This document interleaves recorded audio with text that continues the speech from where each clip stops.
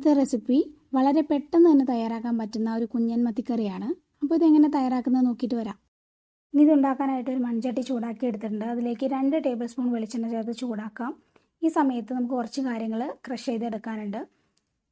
20 ചെറിയ ഉള്ളി, 20 അല്ലി വെളുത്തുള്ളി, ഇഞ്ചി ഒരു കഷ്ണം കൂടെ ചേർത്തിട്ട് നന്നായിട്ടൊന്ന് ക്രഷ് ആക്കി എടുക്കാം.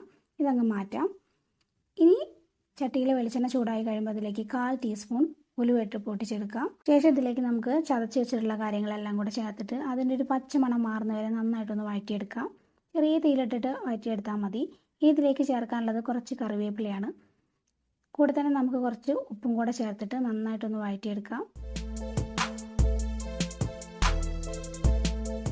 ഇനി ഇതിലേക്ക് നമുക്ക് 1.5 ടേബിൾ സ്പൂൺ മുളക് പൊടി, 2 ടീസ്പൂൺ മഞ്ഞൾപ്പൊടിയും കൂടെ ചേർത്തിട്ട് നന്നായിട്ടൊന്ന് വഴറ്റി കൊടുക്കാം.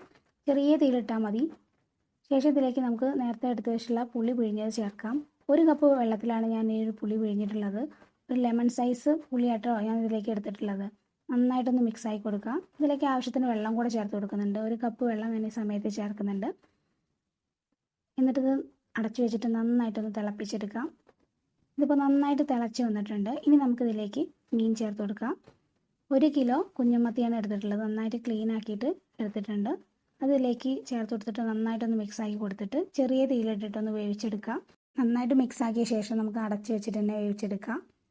ഒരു ലോ ടു മീഡിയം ഫ്ലെയിമിലിട്ടിട്ട് കുക്ക് ചെയ്തെടുത്താൽ മതി. ഇതിപ്പോൾ നന്നായിട്ട് വെന്ത് വന്നിട്ടുണ്ട്. ഇനി നമുക്ക് ഫ്ലെയിം ഓഫ് ചെയ്തിട്ട് സെർവ് ചെയ്യാം. അപ്പോൾ ഇന്നത്തെ വീഡിയോ ഇഷ്ടമായിട്ടുണ്ടെങ്കിൽ ലൈക്ക് ചെയ്യാനും ഷെയർ ചെയ്യാനും സബ്സ്ക്രൈബ് ചെയ്യാനും മറക്കരുത്. വളരെ എളുപ്പത്തിൽ തന്നെ തയ്യാറാക്കാൻ പറ്റുന്ന ഒരു കറിയാണിത്. ട്രൈ ചെയ്യുന്ന സമയത്ത് ഫീഡ്ബാക്ക് പറയാനും മറക്കരുത്. Thanks for watching easy tips kitchen.